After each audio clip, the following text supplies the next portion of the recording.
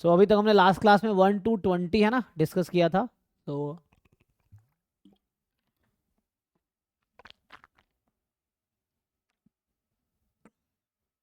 कुछ डाउट है 1 to 20 में?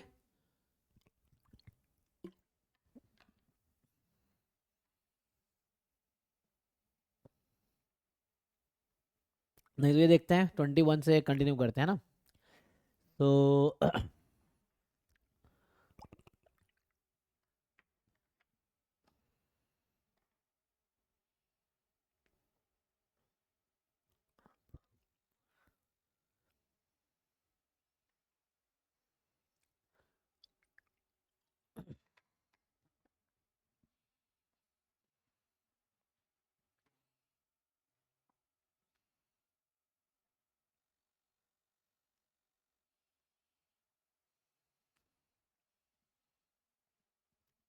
देखिए क्या कह रहा है, A and B are sequence of positive real numbers, है ना।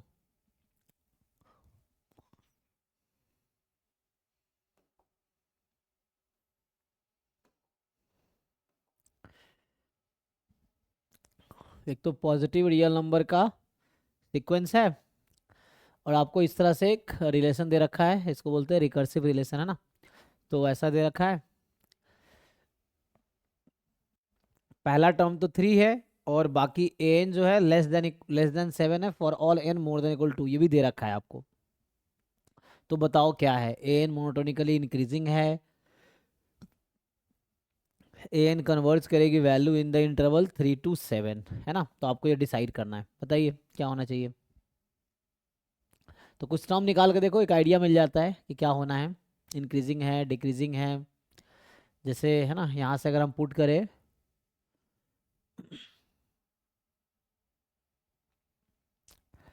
A1 कितना है आपके पास 3, तो अगर हम A2 फाइंड करें, फाइंड कीजिए जरा A2 कितना आता है, इन को 1 रख के, मतलब जस्ट आइडिया मिलेगा कि नेक्स्ट टर्म क्या है। नेक्स्ट टर्म क्या होगा, पुट कीजिए, इसमें सिंपली है ना 7/3, 9/343। अच्छा A2 ये तो नहीं है, 8/A2 है ये, है ना। तो 8/A2, तो यहाँ से A2 निकालिए कितना आएगा, थोड़ा कैलकुलेशन है।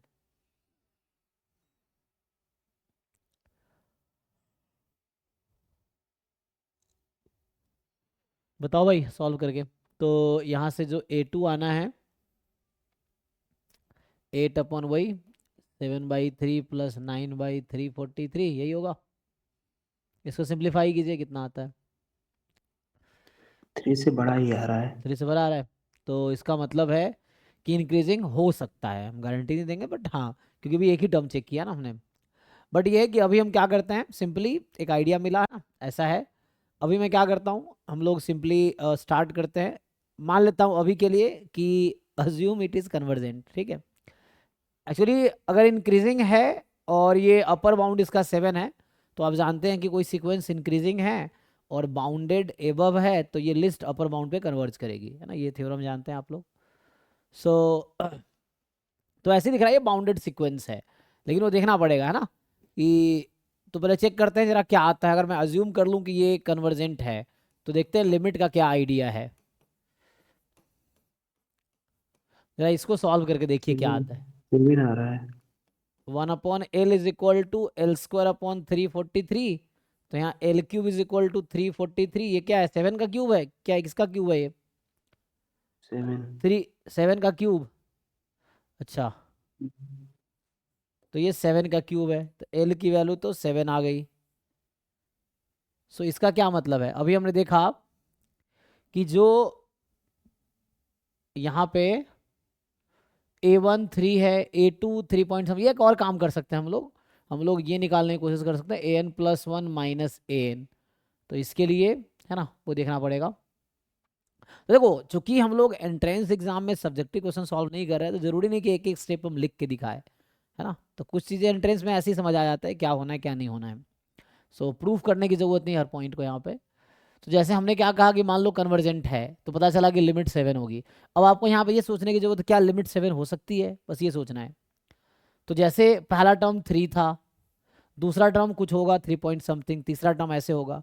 और जब n बहुत लार्ज है तो सीक्वेंस 7 के नेबरहुड में जाके है ना, मतलब लिमिट का डेफिनेशन आप लोग जानते ही हैं कि कुछ टर्म को अगर छोड़ देते हैं तो उसके बाद के सारे टर्म जो लिमिट है उसके नेबरहुड में होता है।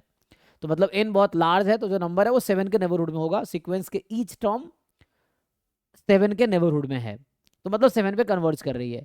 तो ऑब्वियसली फर्स्ट टर्म 3 और 7 तक गई है तो ये इंक्रीजिंग सीक्वेंस ही होगी, और एग्जैक्ट इंक्रीजिंग ना भी हो तो अल्टीमेटली इंक्रीजिंग हो। अल्टीमेटली इंक्रीजिंग क्या होता है, कुछ टर्म छोड़ के इंक्रीजिंग होगा। अब जैसे यहाँ पे ये बोला जा रहा है कि an मोनोटोनिकली इंक्रीजिंग है, अब ये थोड़ा सोचना पड़ेगा। फिर जैसे बोल रहा है कि an converges to a value in the interval 3, ये तो ट्रू लग रहा है मुझे, है ना। अब होता क्या है कि an एक पॉजिटिव रियल नंबर का सीक्वेंस है, बाउंडेड भी है ना।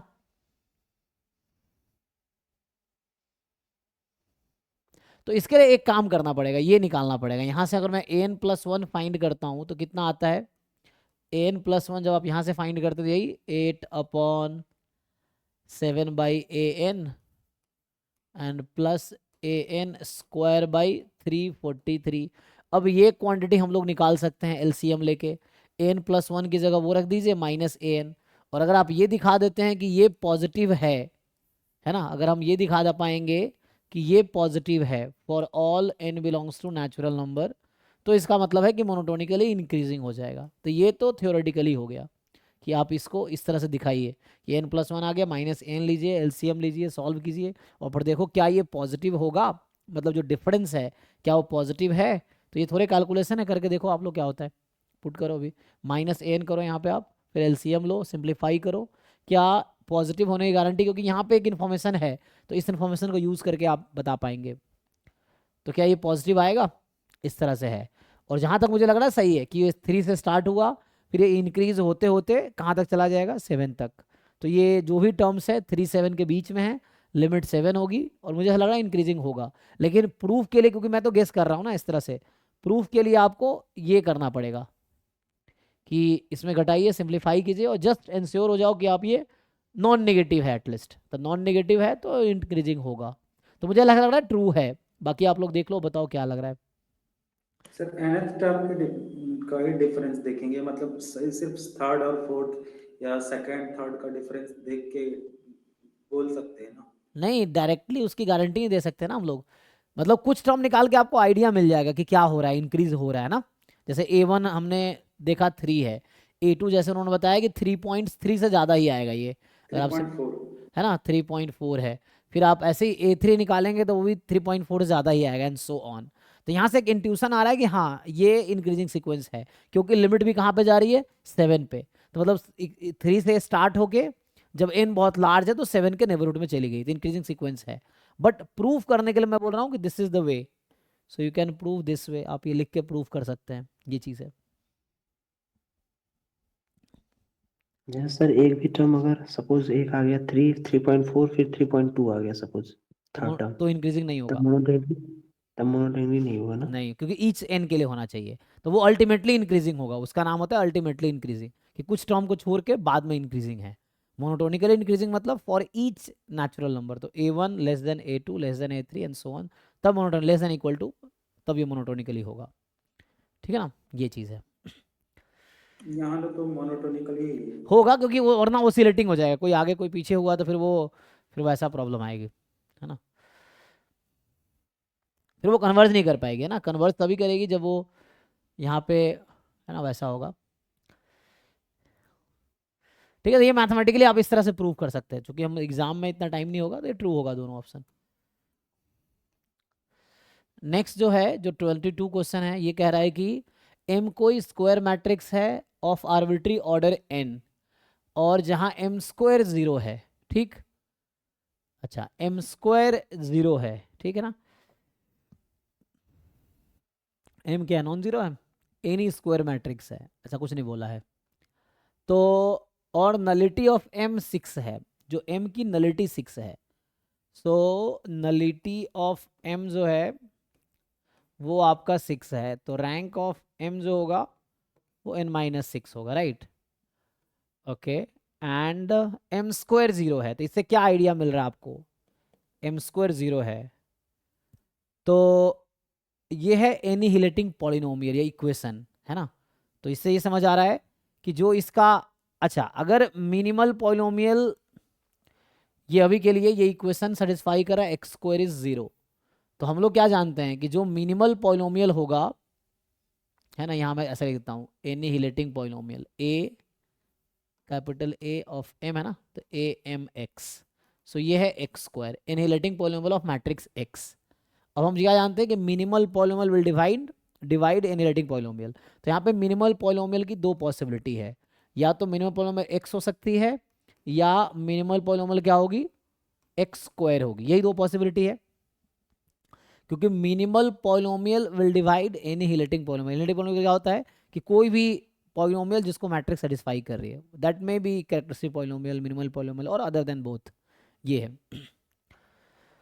सो ठीक है ना, तो मिनिमल पॉलिनोमियल की दो पॉसिबिलिटी, या तो ये होगी या ये होगी, तीसरी कोई पॉसिबिलिटी नहीं है। और अगर एम एक्स बराबर एक्स हो गया तो इसका मतलब है डायगोनलाइजेबल, हम जानते हैं ना, सो ये डायगोनलाइजेबल है तो उस केस में। और अगर एक्स स्क्वायर है, और इसका ये मतलब है कि अगर एम एक्स एक्स हो गया तो मतलब एम जो है वो जीरो मैट्रिक्स है। और ऐसा हो सकता है क्या, सोचिए, अगर मिनिमल पॉलिनोमियल एक्स हुआ तो matrix will satisfy this equation, ये दिस, है ना, तो x बराबर 0 को सेटिस्फाई करेगी मैट्रिक्स, m बराबर 0 हो जाएगी। और m अगर 0 है, जीरो मैट्रिक्स है, तो क्या इसका नलिटी 6 आएगा? जीरो मैट्रिक्स की रैंक कितनी होती है? 0। रैंक 0 है, नलिटी n हो जाएगी। तो नलिटी n हो जाएगी, तो अगर मिनिमल पॉलिनोमियल 0 हुआ तो यहां से एक चीज समझ आता है कि n 6 हो जाएगा, है ना, यस सर। क्योंकि n 6 में नलिटी 6 हो जाएगी। जीरो मैट्रिक्स है ना, क्योंकि n को 6 रखेंगे तो रैंक 0, तो नलिटी 6 हो जाएगी। तो अगर ये मिनिमल पॉलिनोमियल है तो n को 6 होना पड़ेगा, एक ये पॉसिबिलिटी। बट ये पूछ रहा है maximum possible value of n, बताओ मैक्सिमम क्या हो सकता है। तो इसके हिसाब से सोचते हैं अब। तो इसके अकॉर्डिंग ये एनिहिलेटिंग पॉलिनोमियल था, मतलब यहाँ से ये पॉलिनोमियल है, इक्वेशन है ये, तो इससे ये है, इससे होगा तो n 6 आ गया। अब इसके अकॉर्डिंग सोचते हैं कि mx अगर एक्स स्क्वायर है तो डायगोनलाइजेबल तो नहीं है, तो आप क्या करेंगे, आपको पता होगा मिनिमल पॉलिनोमियल जो पावर है वो किसको रिप्रेजेंट करता है, जॉर्डन कैनोनिकल फॉर्म याद है, जॉर्डन ब्लॉक्स। तो ये टू किसको यहाँ टू का क्या मतलब है, अगर मैं इस m मैट्रिक्स का जॉर्डन मैट्रिक्स बनाऊं करस्पॉन्डिंग टू m, है ना, सो m मैट्रिक्स का मैं जॉर्डन मैट्रिक्स अगर बनाऊं तो क्या होगा, क्या बिहेवियर होगा इसका। तो जॉर्डन में क्या होता है, अच्छा मुझे ये बताओ कि, है ना, इसका जो रूट्स है m बराबर 0 है, मतलब एक्स स्क्वायर बराबर 0, तो x इज 0। तो ये तो श्योर है कि ऑल आइगन वैल्यूज आर 0, क्योंकि जो फैक्टर्स मिनिमल पॉलिनोमियल में होगा, है ना, सो या तो x या एक्स स्क्वायर जो भी हो, तो 0 are the all eigen values. तो डायगोनल्स पे तो 0 हो जाएगा, जो भी होगा डायगोनल्स पे 0 होगा। अब क्वेश्चन ये है कि अगर एम एक्स एक्स स्क्वायर है, सो एक्स स्क्वायर किसको, इसका जॉर्डन ब्लॉक कैसा होगा, जॉर्डन मैट्रिक्स क्या होगा, आइडिया है किसी को कि एक्स स्क्वायर अगर मिनिमल पॉलिनोमियल तो क्या कह सकते हो आप जॉर्डन मैट्रिक्स के बारे में। मतलब मैक्सिमम ऑर्डर जो होगा ब्लॉक का वो 2 हो सकता है। हाँ, मैक्सिमम ब्लॉक साइज 2 हो सकता है। तो या तो ईच ब्लॉक साइज या तो 1 ले सकते हैं या 2 ले सकते हैं, यही पॉसिबिलिटी आपके पास है। तो अगर ईच ब्लॉक साइज अगर 1 लेते हैं, सोचिए, तो ब्लॉक 1, अच्छा ब्लॉक साइज अगर 1 1 ले लेंगे सबकी, तो उस केस में यही आ जाएगा फिर, है ना। तो एक तो मुझे 2 साइज का लेना पड़ेगा ना, क्योंकि एक्स स्क्वायर है, क्योंकि एक ब्लॉक होगा जिसकी साइज एटलीस्ट, मतलब at least 1 block will have size 2, ये है। तो अब सोचिए, आपके पास पॉसिबिलिटी है, आप क्या क्या कर सकते हैं। तो अगर मैं ऐसा करूं कि 2 2 बाई 2 का ब्लॉक बना लूं, मतलब कहने का मतलब ये है मेरा कि मैं साइज 2 का ब्लॉक बनाता हूं, तो कितने ब्लॉक्स बना सकता हूं ताकि नलिटी 6 हो जाए, इस तरह कितने ब्लॉक 3। बनाऊंगा तो नलिटी 6 हो 3। जाएगा, 6। क्योंकि ईच वन जो है वो रैंक को रिप्रेजेंट कर रहा है ना। तो एक ब्लॉक ना रैंक में 1 कंट्रीब्यूट कर रहा है और नलिटी में 1 कंट्रीब्यूट कर रहा है, ईच ब्लॉक साइज 2 का। तो मैं अगर साइज 2 के 6 ब्लॉक बना लूं, है ना, इसके ऊपर जैसे यहाँ होगा, क्या होता है डायगोनल के ऊपर 1 होता है ना, इसमें ऐसा आता है। सो इस तरह बनाएंगे तो क्या होगा, सो क्या बनेगा, मैं बोल रहा हूँ कि 2 2 का हम बना लेते हैं, सर 2 1 का कॉम्बिनेशन भी बन सकता है ना। बनाइए 2 1, वही तो सोचना है कि एक एटलीस्ट वन ब्लॉक का साइज 2 होगा। आपके पास नोटबुक पेन होगा, बनाइए जो भी समझ आ रहा है। कम से कम एक ब्लॉक साइज 2 का होगा। सारे ब्लॉक साइज 2 का हो सकता है, सारे ब्लॉक साइज 1 का नहीं हो सकता, वरना ये बन जाएगा, तो वो फिर n6 हो जाएगा उसके लिए। तो हमें यही सोचना है कि n की लार्जेस्ट वैल्यू क्या हो सकती है। तो मैं ये सोच रहा हूँ कि 2 साइज का ब्लॉक बना लेते हैं। तो 2 साइज का ब्लॉक बना लेंगे, तो उससे क्या होगा, 6 ब्लॉक अगर मैं बनाऊंगा, 0 0 0 चल रहा होगा यहाँ पे, 1 ले लिया, तो 6 ब्लॉक्स बना लिए साइज 2 के। तो ईच ब्लॉक में क्या है ना, first row non zero, second row zero है, first row non zero, second row zero है। तो कहने का मतलब रैंक 1 2 6, फिर नलिटी 1 2 6। तो ये मैट्रिक्स किस ऑर्डर का हो जाएगा, 12 क्रॉस 12 का उस केस में। फिर बाकी आप केस सोचिए, आपको ध्यान रखना है कि नलिटी 6 होनी चाहिए, ये चीज है। अब मैं थोड़ा और सोचूं कि मुझे क्या रखना है, एक ब्लॉक में सिंगल बना लूं, है ना, तो क्या होगा,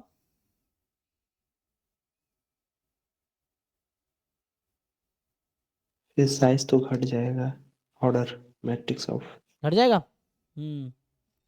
तो फिर 12 से कम हो जाएगा। एक सिंगल बनाएंगे, तो उस केस में नलिटी 6 हो जाएगी, तो रैंक 5 हो जाएगी फिर ना, उस तरह से कुछ, फिर 11 हो जाएगा। तो मुझे n को मैक्सिमाइज करना है, कि मतलब क्या मैं जॉर्डन ब्लॉक बनाऊं, कैसे 1 क्रॉस 1 या 2 क्रॉस 2 का ले सकते हैं आप जॉर्डन ब्लॉक, ताकि n हाईएस्ट हो। तो n तो अभी 12 मिल रहा है हाईएस्ट, यहाँ से n 12 6 आ रहा था। जैसे कोई कह रहा है ना, आप सिंगल ब्लॉक आप बनाएंगे, चलो सिंगल ब्लॉक बना के देख लो। तो अगर मैं ऐसा सोचता कि पहला ब्लॉक 2 क्रॉस 2 का ले लेता हूँ, बाकी हम 1 2, तो ये पहला मैंने ले लिया ब्लॉक, इधर तो जीरो ही है, तो ये 2 क्रॉस 2 का, बाकी 1 बाई 1 का ब्लॉक बनाते हैं। तो इसमें दिक्कत ये होगा, तो इसमें क्या होगा, रैंक 1 आएगी, नलिटी 6, तो ये 7 क्रॉस 7 का हो जाएगा फिर, क्योंकि हमें नलिटी 6 को मेंटेन करना है। और जीरो रो नलिटी को कंट्रीब्यूट करेगा, नॉन जीरो रो रैंक को कंट्रीब्यूट करेगा, rank plus nullity number of columns, और वो कॉलम यहाँ इक्वल है। अब सोचो खुद से।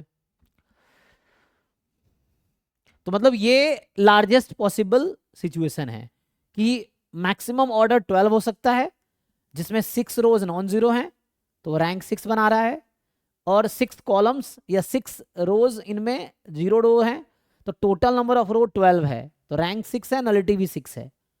तो हमें रैंक से बहुत ज़्यादा मतलब, हमें नलिटी 6 मेंटेन करना है। क्योंकि जॉर्डन ब्लॉक आप या तो 1 क्रॉस 1 का बना सकते हैं, 2 क्रॉस 2 का। अब ब्लॉक का डेफिनेशन होता है कि डायगोनल का ऊपर वाला एंट्री 1 होगा, ये ब्लॉक का डेफिनेशन है कि जो जॉर्डन ब्लॉक बनाएंगे तो डायगोनल्स पे आइगन वैल्यूज होंगी, और डायगोनल्स के जस्ट ऊपर वाला एंट्री आपका ईच ब्लॉक में 1 होगा, ब्लॉक में, है ना।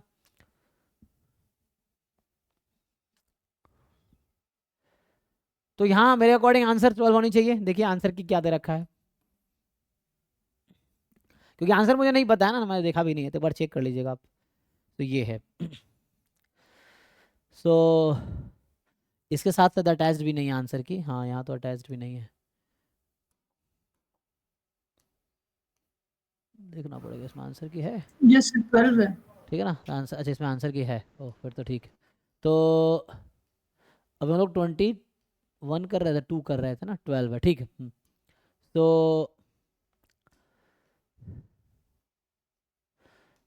21 22, ठीक है। अब आते हैं 23 में, ये कह रहा है कि consider usual inner product in R4, ठीक है, U be the unit vector orthogonal to this space. So U एक वेक्टर है जो ऑर्थोगोनल है। ऑर्थोगोनल का क्या डेफिनेशन होता है कि यू भी कब ऑर्थोगोनल होता है, जब यू डॉट वी जीरो हो जाता है। So U is orthogonal to भी, अगर यू डॉट भी जीरो हो जाए तो दोनों परपेंडिकुलर है, ऑर्थोगोनल है। Okay, so consider usual inner product, you एक यूनिट वेक्टर है जो ऑर्थोगोनल है इस सब स्पेस के। तो इस सब स्पेस में क्या क्या मेंबर है, तो एक काम कर सकते हैं आप, तो इसके बेसिस में क्या क्या है ये देख लो आप।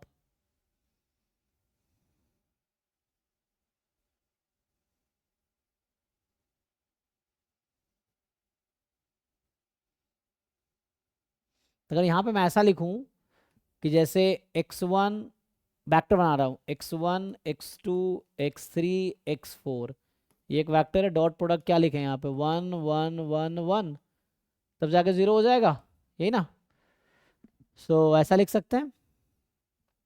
ये 4 टपल है ना, मतलब वेक्टर है R4 में, ये भी R4 में वेक्टर, डॉट प्रोडक्ट ले रहा हूँ जिसमें। तो x1 इंटू वन x2 इस तरह से बना रहा हूँ, या वैसे आप डिफाइन कर सकते हैं ट्रांसपोज लेके कि एक्स वाई ट्रांसपोज टाइप का ना। सो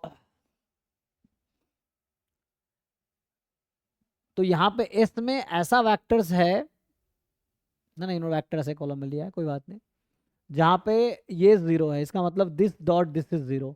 तो यू इस टाइप का हो सकता है ना, यू आपका सर इस टाइप का।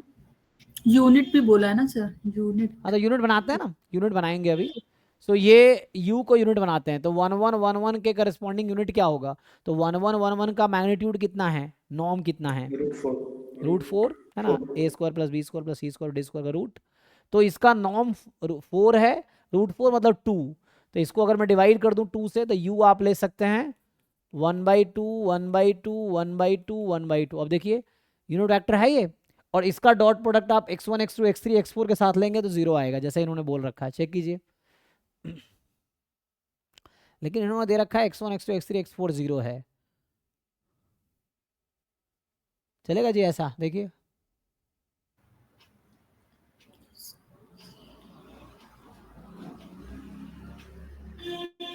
सर एस में से कोई ऐसा फैक्टर ले लें जो x1 x, ये मतलब ये कंडीशन जो गिवन है वो उसको सेटिस्फाइड कर जाए, जैसे 1 -1 और बाकी 0 0। 1 -1 बाकी 0 0, वो तो एग्जाम्पल हो गया। आप इन जनरल ले सकते हैं, कोई दिक्कत, इसका बेसिस बना सकते थे आप। तो इसमें कैसे वेक्टर्स हैं, अगर आप मैं देखूं यहाँ पे कि इसमें कैसे वेक्टर्स हैं, सो उसका ऑर्थोगोनल चाहिए, ऑर्थोगोनल टू दिस, या मैं ग्राम स्मिथ भी लगा सकता हूँ यहाँ पे, है ना, तो उससे भी काम हो जाएगा। ग्राम स्मिथ क्या कहता है, अल्फा क्या होना चाहिए, v, एक तो u है और दूसरा है v माइनस u। तो कैसे लिखते हैं, L V you you you, तो अल्फा जो होना चाहिए वो जैसा होना चाहिए, वी यू यू यू, है ना, यू ऐसा होता है ना, दूसरा वाला वेक्टर जो होता है, तो ये अल्फा एक नंबर है। तो वी और यू का नॉर्म और यू और यू का नॉर्म, इस तरह से कुछ। सो ये अल्फा हो जाएगा। तो कितना आएगा यहाँ से, मैं ये एक्सपेरिमेंट करता हूँ, दूसरा मेथड पे लगाते हैं।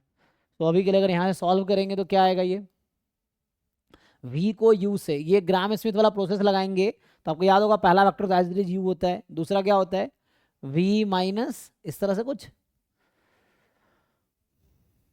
हम्म सर वो जो दिया है u और v माइनस अल्फा u दोनों का डॉट प्रोडक्ट ले लेंगे तो वहां से भी अल्फा आ जाएगा।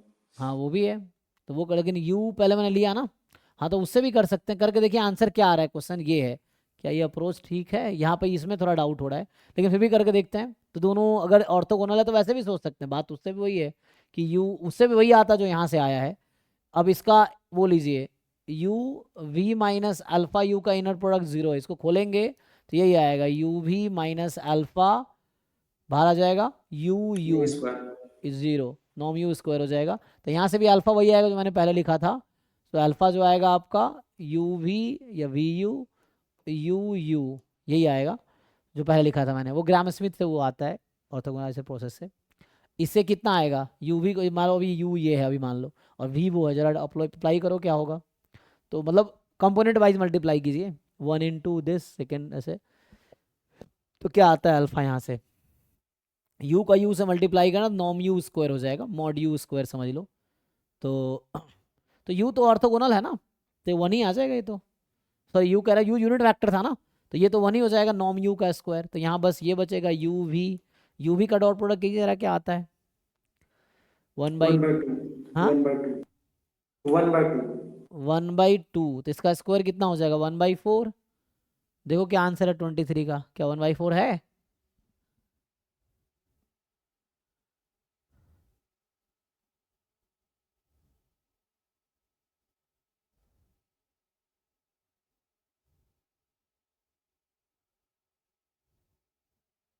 देखो जी 23 का आंसर क्या है,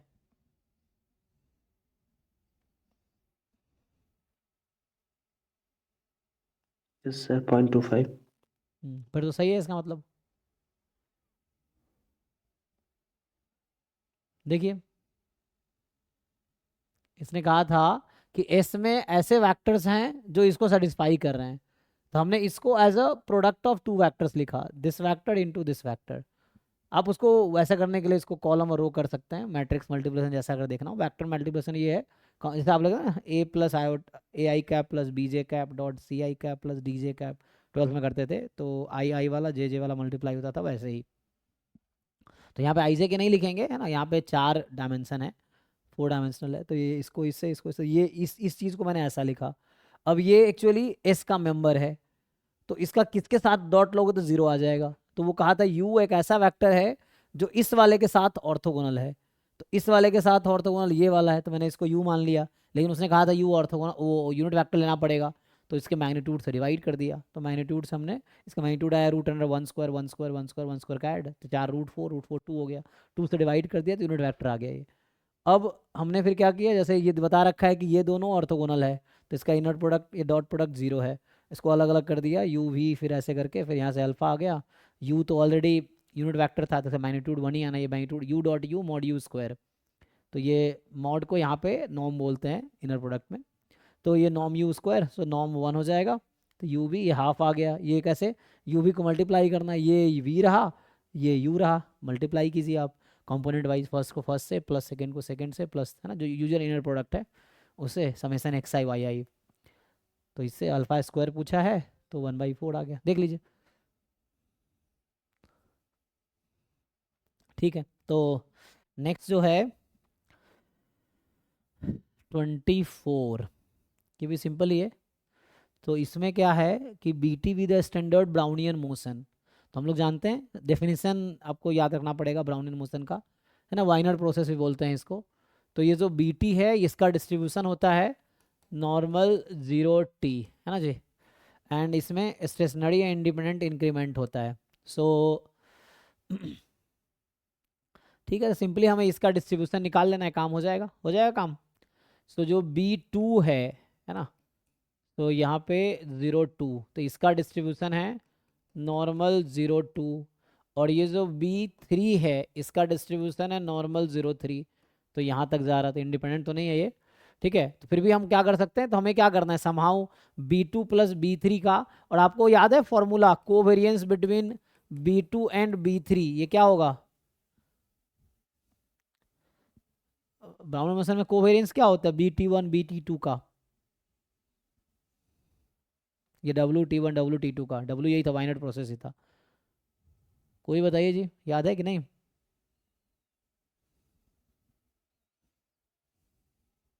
minimum of T1 T2। T1 T2 तो इसमें क्या आएगा 2। अब क्या इसका मीन वेरिएंस निकाल सकते हैं, तो मीन तो 0 ही आ जाएगा इसका, मतलब समहाउ इसका डिस्ट्रीब्यूशन निकालना। आप समझिए कि प्रोबेबिलिटी W मोर देन 1 है, अब मुझे W का डिस्ट्रीब्यूशन निकालना है, W इसको बोल रहा हूँ मैं, है ना, इसको मैंने W नाम रख दिया।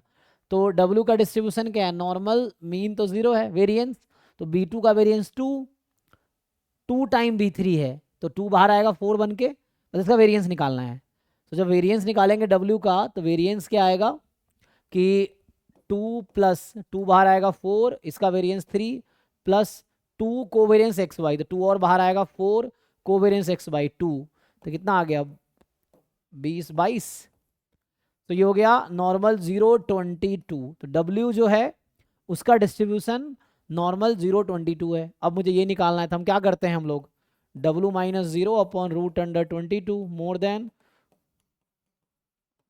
अब ये तो नॉर्मल था वो वाला, तब स्टैंडर्ड नॉर्मल हो गया, तो यहाँ से आ गया Z मोर देन 1/√22। अब पूछा क्या आपसे, बोल रहा है 1 माइनस 5 1/रूट अल्फा है, तो कर लीजिए, अब हो गया। सो यहाँ से जब लिखेंगे तो ये क्या होता है 1 माइनस 5 ऑफ 1/√22, ऐसा लिख सकते हैं, क्योंकि 1 माइनस CDF हो जाएगा। अब वहाँ से कंपेयर करेंगे तो अल्फा 22 मिल रहा है, देख लीजिए,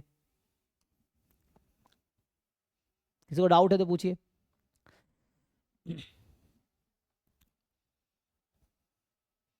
है ना, तो पहले इसका डिस्ट्रीब्यूशन निकाल लिया, फिर नॉर्मल से स्टैंडर्ड नॉर्मल में कन्वर्ट करके 5 में आ गया। ओके,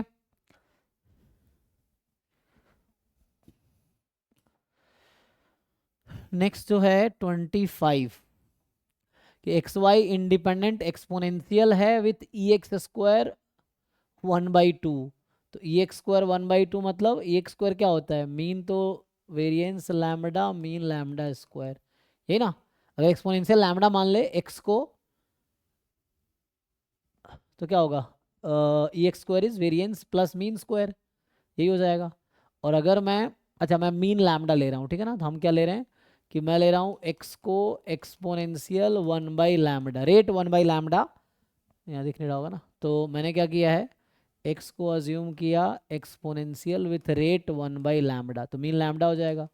वाई मान लो एक्सपोनेंशियल विथ रेट 1/μ, तो वहाँ से क्या आ जाएगा, ई वाई स्क्वायर 2/9 है, तो फिर से वही mu square plus mu square 2/9, तो यहाँ से लैम्बडा निकल के आ गया 1/2, और यहाँ से म्यू निकल के आ गया 1/3, हो गया काम, ठीक है।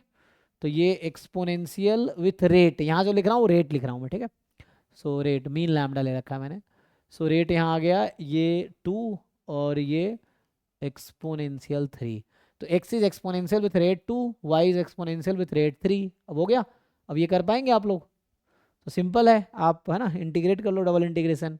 तो ये निकालने के लिए डबल इंटीग्रेशन दोनों का पीडीएफ इंडिपेंडेंट ऑलरेडी है। अब ग्राफ बनाओ इसका, इस पर इंटीग्रेट कर लो, ग्राफ बना के डबल इंटीग्रेट करके आप ये निकाल लो, आ जाएगा। ठीक है जी, करके देखो, ये प्रोबेबिलिटी हम लोग निकाल रहे हैं। सो पहले ग्राफ, सपोर्ट हमारा क्या है, 0 से इन्फिनिटी 0 से इन्फिनिटी, जो सपोर्ट है ये फर्स्ट क्वाड्रेंट है। फर्स्ट क्वाड्रेंट पहले आपको इसका ग्राफ बनाना है और इस रीजन पे इंटीग्रेट करना है। इधर जो है 26, जो 26 है कि x be a random variable with PMF, तो ये आपको पीएमएफ दे रखा है जो कि ज्योमेट्रिक है ना, ज्योमेट्रिक नंबर ऑफ ट्रायल वाला। अब आपसे पूछ रहा है ना value of x more than n less than equal to n+3, n 0 से इन्फिनिटी, n यहाँ इंटीजर है ना, तो इसमें भी आसान है ये, n फ्रॉम 0 से इन्फिनिटी। अब सोचो n और n+3 के बीच कौन कौन सा इंटीजर होगा, n भी इंटीजर है, n+3 भी इंटीजर है, और यहाँ n पे इक्वलिटी नहीं लगी है तो n को इंक्लूड नहीं करना है। तो मुझे किसको इंक्लूड करना होगा, x बराबर n+1, x बराबर n+2 और x बराबर n+3। क्यों, क्योंकि x डिस्क्रीट है, कॉन्टिन्यूअस होता तो इंटीग्रेट करते, डिस्क्रीट है तो जो बीच के पॉइंट है उसमें प्रोबेबिलिटी ऐड कर लेंगे, है ना, समेशन होगा, यही है जी, n+1 n+2 n+3 लिख दो प्रोबेबिलिटी। तो अब ये इक्वल टू आ जाएगा summation n from 0 to infinity n+1 रख दो x को, सो 3/4 की पावर n 1/4, n+2 रखोगे सो 3/4 की पावर n+1 1/4, यहाँ आ जाएगा 3/4 की पावर n+2 इंटू 1/4, यही है। एंड नाउ करो जी, ज्योमेट्रिक सम आता है करना, इनफाइनाइट टर्म का ज्योमेट्रिक सीरीज सॉल्व करना, सॉल्व कर लो, ईच पे लगा दो सीरीज, या कॉमन निकाल सकते हो, जो कॉमन है कॉमन निकाल के इनफाइनाइट सीरीज का सम है कर लो, आ जाएगा आंसर। ठीक है, तो ये अलग अलग लगाओ, एक साथ लगाओ, आपकी मर्जी है। इसमें क्या है, ये 26 से था ना, तो इसमें कह रहा है आपसे excise IID random variable with normal distribution mean 1 variance 4। तो एक्साइज जो है आपके पास, जो एक्साइज है वो है नॉर्मल 1,4, SN आपको दे रखा है x1 square plus x2 square up to xn square, variance SN। अच्छा, तो SN समेशन एक्साइज स्क्वायर है ना, जो SN इसने दिया है वो है समेशन एक्साइज स्क्वायर, इस तरह से वेरिएंस SN डिनोट वेरिएंस, ठीक है। देन बताओ ये क्या होगा, तो ठीक है ना, यहाँ से अगर हम निकाले तो ईच XI के बारे में अगर आप सोचो तो ईच XI में क्या हो रहा है, हमें पता है कि E ऑफ XI जो है वो 1 है, वेरिएंस ऑफ XI जो है 4 है, तो इसके हेल्प से E ऑफ XI स्क्वायर निकालेंगे तो क्या होता है, वेरिएंस प्लस मीन स्क्वायर, सो 4 + 1 5, यहाँ तक ठीक है जी। तो यहाँ से मैं SN का अगर मैं मीन निकालूं तो SN के मीन में क्या होगा, summation E of XI square, E of x I square कितना 5, तो ये 5n आ जाना है जी, देख लो 5 हो जाना है, 5 ऐड होगा n टर्म्स। अब लेकिन मुझे वेरिएंस भी चाहिए, तो मुझे चाहिए वेरिएंस ऑफ Sn। तो वेरिएंस Sn जब लिखेंगे तो उसमें वेरिएंस एक्स आई स्क्वायर आएगा, और वेरिएंस एक्स आई स्क्वायर में ई ऑफ एक्स आई की पावर 4 आएगी। तो मुझे चाहिए ठीक है, तो यहाँ से अगर आपसे पूछा जाए तो हम लोग वो रिजल्ट जानते हैं ना, जैसे एक्स आई माइनस 1/2, ये जो है ये है नॉर्मल 0 1, यहाँ तक तो ओके है। हालांकि हमें पावर 4 पे काम करना है, तो एक्सपेक्टेशन एक्स आई माइनस 1/2 का जो क्यूब होता है वो तो 0 होता है, तो यहाँ से ये आपको ई ऑफ एक्स आई क्यूब आप निकाल लोगे इस इक्वेशन से, ये आपको फाइंड करना है खुद ही कि क्या आएगी। ठीक है, इस इक्वेशन को सॉल्व करो और ई ऑफ इनके हेल्प से, है ना, ये जो इन्फॉर्मेशन है इस इन्फॉर्मेशन के हेल्प से आपको ये मिल जाएगा, क्योंकि यहाँ पे होता है नॉर्मल में जो भी स्टैंडर्ड नॉर्मल में जो भी ऑड पावर्स हैं उसका एक्सपेक्टेशन 0 होगा। एक और रिजल्ट यूज करोगे, ई ऑफ एक्स आई माइनस 1/2 की पावर 4, तो ये आप जानते होंगे स्टैंडर्ड नॉर्मल की पावर 4, तो 1 × 3, तो मतलब ये आता है 3। इस इक्वेशन को सॉल्व करोगे तो यहाँ से आ जाएगा ई ऑफ एक्स आई की पावर 4 आएगी जी। ये काई स्क्वायर यूज़ करना चाहोगे, काई स्क्वायर से भी हो जाएगा, इतना लंबा नहीं करना चाहो तो, है ना। तो यहाँ से एक काम कर सकते हैं, इसका स्क्वायर करके काई स्क्वायर कर देते हैं, तब भी हो जाएगा। तो दूसरा अप्रोच या तो ऐसे करो जो मैं बताया, अगर वो आ गया तो वेरिएंस लगा दो, काम हो जाएगा।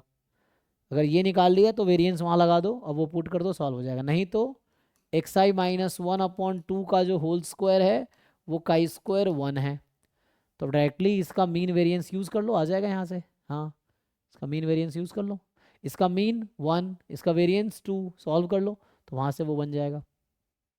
तो ये यूज़ करना शायद ये कम टाइम लेगा जैसा लग रहा है। फिर इसके हेल्प से ये वेरिएंस Sn आ जाएगी, ई Sn तो ऑलरेडी आ चुकी है, मुझे मेन वेरिएंस चाहिए। तो यहाँ पे इसको खोलो आप और क्या करोगे, हमें वेरिएंस Sn चाहिए, वेरिएंस एक्स आई स्क्वायर चाहिए उसके लिए। तो इसका वेरिएंस तो पता है ना, इसको खोल दो, आ जाएगा वेरिएंस एक्स आई स्क्वायर। यहाँ से variance of this whole term is 2, simplify करके एक्स आई स्क्वायर का वेरिएंस निकाल लो। एक्स आई स्क्वायर का वेरिएंस आ गया तो Sn का वेरिएंस आ गया, Sn का वेरिएंस आ गया तो यहाँ पुट कर लो Sn का वेरिएंस, Sn का मीन, सिंप्लीफाई करके लिमिट निकाल लो। ठीक है, थोड़े कैलकुलेशन है तो वो आपको करना पड़ेगा, नहीं तो एग्जाम में छोड़ना पड़ेगा फिर, है ना। तो बेटर है नॉर्मल में स्टैंडर्ड नॉर्मल बना के सॉल्व करके देख लो। 28 जो है कि at a telephone exchange telephone calls arrive independently at an average rate of 1 call per minute, so lambda is rate of arrival, so 1 call per minute, ठीक है जी। And the number of telephone calls follow a Poisson distribution, so number of telephone calls in time 0t is Poisson, है ना, lambda T हो जाएगा या Poisson distribution है। ठीक है, number of telephone calls follows Poisson distribution, है ना। सो NT जैसे मैं लिखना चाहूँ कि number of arrivals in time 0t, तो ये बोलना चाह रहा है लैम्डा है, तो इसका मतलब कहीं ना कहीं पॉइसन लैम्डा टी होगा, मतलब पॉइसन प्रोसेस कहना चाह रहा है। 5 time intervals each of duration 2 minutes are chosen at random, कह रहा है 5 टाइम इंटरवल चूज किए जा रहे हैं, है ना, each of duration 2 minute are chosen at random. So let's say 0 से 2, फिर दूसरा है ना, ऐसे 5 टाइम इंटरवल रैंडमली चूज किया गया। तो अभी के लिए मैं 2 to 4, 4 to 6, 6 to 8, 8 to 10 ऐसा मान लेता हूँ, ज़रूरी नहीं है 0 to 2, फिर हो सकता है 4 to 6, फिर हो सकता है 8 to 10, इस तरह से। But 5 time interval duration 2 minutes are chosen at random. तो पूछ रहा है कि P denote the probability that in each of the 5 time intervals at most 1 call arrives at telephone exchange, okay। तो P किसकी probability है, probability that in each of the 5 time intervals at most 1 call arrives।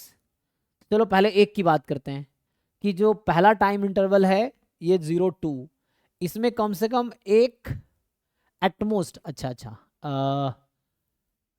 At most one call arrives, कैसे लिखना चाहोगे?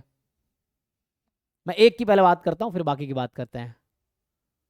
तो उसकी power IID है ना, क्योंकि आपको याद है ना ये क्या होता है, इसमें जो इंटरआइवल टाइम है एक्सपोनेंशियल है, तो सब आइडेंटिकली डिस्ट्रीब्यूटेड होगा, क्योंकि पॉइजन प्रोसेस में क्या होता है, इंडिपेंडेंट स्टेशनरी इंक्रीमेंट है, तो लेंथ इक्वल है, तो ईच की प्रोबेबिलिटी इक्वल ही आएगी, मतलब पहला जो इंटरवल है 2 मिनट का, दूसरा, तीसरा, चौथा, पांचवा, सबके आंसर सेम ही आना है because of stationary increment. So independent तो है ही। तो यहाँ से कहने का मतलब आप ये निकाल लो कि N2 पहले 2 मिनट में at most one call arrive, at most one ज़्यादा से ज़्यादा वन, तो ज़्यादा से ज़्यादा वन है ना, less than equal to one, इसकी प्रोबेबिलिटी और इस पूरे की पावर ले लो 5। 5 क्यों ले लिया, 0 2 फिर 2 2 4, तो ये भी तो 2 से स्टार्ट हो रहा, 4.02 ही हो गया, तो ईच में आंसर सेम ही आना था, first interval and second interval and third and fourth and 5 multiply कर दिया। निकालिए जरा क्या आता है ये। और N2 का डिस्ट्रीब्यूशन आपको पता ही है, N2 इज पॉइसन लैम्बडा हमें 1 दे रखा है 2 है ना, पॉइसन 2 हो गया, सो N2 पॉइसन 2 है, तो पॉइसन 2 इसका डिस्ट्रीब्यूशन है लेस देन इक्वल टू 1, तो कहने का मतलब P जो आएगा, probability N2 is 0 plus N2 is 1 और इस पूरे की पावर है 5, निकाल के बताइए क्या आएगा P।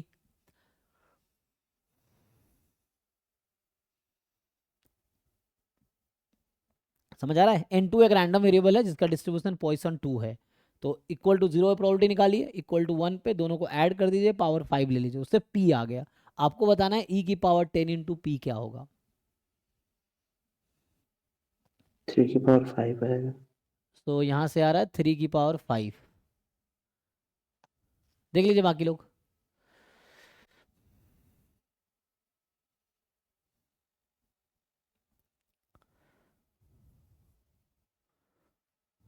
ओके जी, तो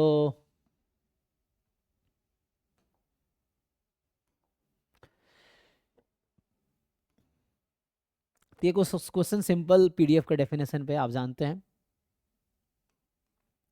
0 से 3 में fx को इंटीग्रेट कीजिए, 1 निकालिए, इससे C आ जाएगा, तो पहला काम तो C निकालना है। उसके बाद ये दे रखा है, तो probability x belongs to A, इसका फॉर्मूला हमने पहले भी बता रखा है आपको कि integration over A PDF dx, तो A तो हाफ टू 2 PDF dx, तो इसमें बस मेनली है कि आपको इंटीग्रेशन आता है कि नहीं आता वो चेक करना। ये इंटीग्रेशन जो है 11th 12th क्लास में भी इस तरह के इंटीग्रेशन थे, तो अगर आपको, जिन लोगों को दिक्कत है, हालांकि बहुत कम लोगों को दिक्कत होगा, तो ठीक से इंटीग्रेशन कीजिए, अगर इंटीग्रेशन ठीक से करना आता है तो हो जाएगा। ठीक है, बस इंटीग्रेशन ही पर्पस है चेक करने का, ऐसा कुछ खास है नहीं। ठीक है, तो इंटीग्रेशन करके 1 रखना है, C आ जाएगा, C आ गया तो इंटीग्रेशन करना है इस इंटरवल में, तो आंसर आ जाएगा जो चाहिए, जस्ट इंटीग्रेशन है। 30 कह रहा है x और y with the two random variables such that the mgf of x is empty, तो x empty जो है वो x का mgf है, empty जो है वो x का mgf है, the mgf of y, तो h जो है वो y का mgf है, तो ये कुछ ऐसा समझिए कि m, यहाँ मान लीजिए कोई नया नाम दे दो, XYZ U, मान लो U है अभी t, और mt बता रखा है x का mgf है, और ये जो ht है ना ये y का mgf है, तो ये क्या है, y का mgf है, ऐसा क्या होगा यहाँ से। सो अगर ऐसा होता y बराबर u plus X, then this situation will happen.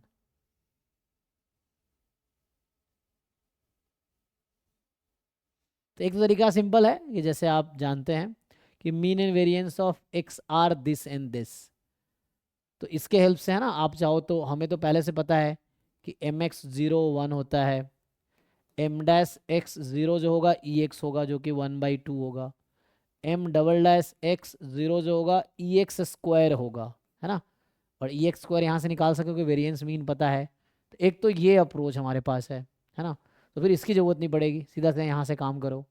तो अभी इसके हेल्प से अगर आप काम करोगे सीधा सीधा, तो आप h डैश 0 निकालोगे तो EY आ जाएगा, h डबल डैश 0 निकालोगे EY स्क्वायर आ जाएगा, और ये दोनों आ गया तो आपसे वेरिएंस ऑफ y पूछा है, तो ये सब जो मैं कर रहा था उसको इग्नोर कर सकते हो। यू स्टार्ट फ्रॉम हेयर, एक बार डिफ्रेंशिएट करो, टी को 0 रखो तो ई वाई आ जाएगा, है ना। H0 तो 1 ही आना है, वो हम ऐसे भी जानते हैं। और एक बार डिफ्रेंशिएट कर टी 0 रखो, ई वाई आएगा। डबल डेरिवेटिव जब डिफ्रेंशिएट करोगे तो इसकी ज़रूरत पड़ेगी जो यहाँ पे है मेरे पास, और ये गिवन है, तो इससे ही कर लो, आसान रहेगा, है ना। नहीं तो वैसा हम सोच सकते हैं कि y इज दूसरा, एक तो ये अप्रोच है कि सिंपल डिफरेंशिएट करो, t को 0 रखो, ई वाई आ जाएगा। डबल डिफरेंशिएट करो, t को 0 रखो, ई वाई स्क्वायर आ गया। E Y square E Y पता है तो वेरिएंस y आ गया, तो उससे आप आगे काम कर सकते हैं। दूसरा अप्रोच है, अगर हम अज्यूम कर लें कि y बराबर u प्लस एक्स है तो इससे भी काम हो जाएगा। Then this situation will arrive, है ना।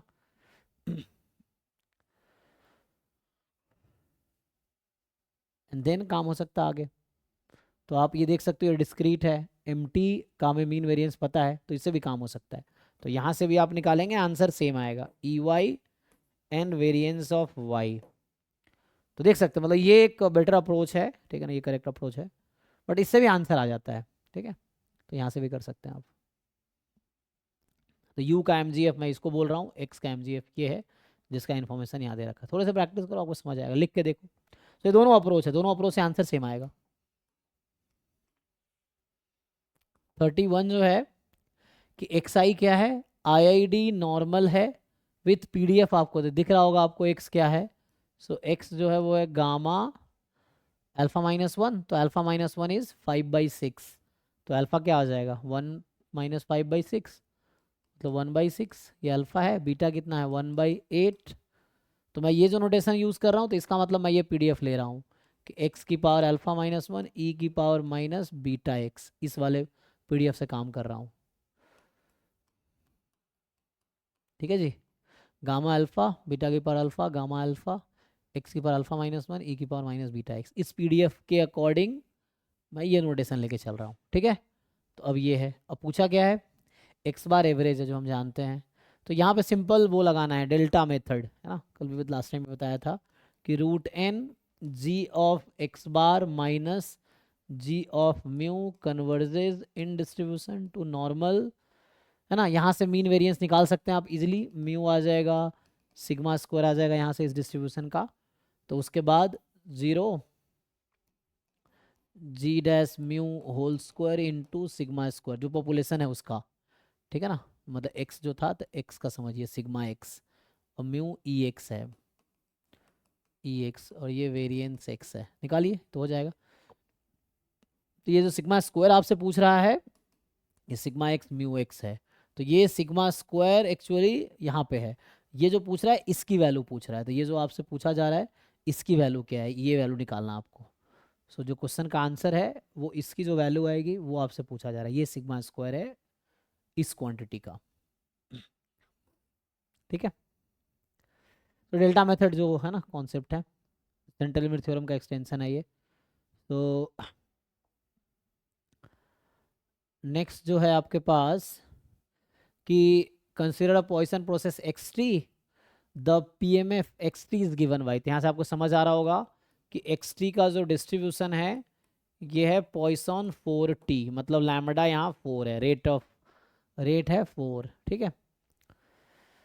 C T1 T2 is the covariance of Poisson process, तो आप ये भी जानते हैं कि C T1 T2 जो है क्या फॉर्मूला होता है जी,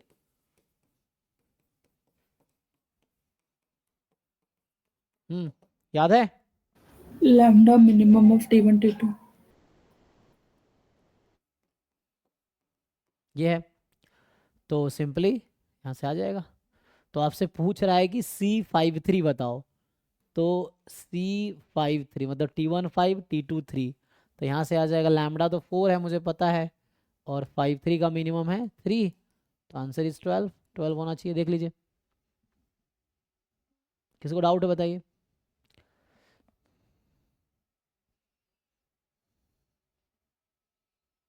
तो ये फॉर्मूला है, तो इससे आपका आंसर आ जाएगा, तो ये हो गया 12।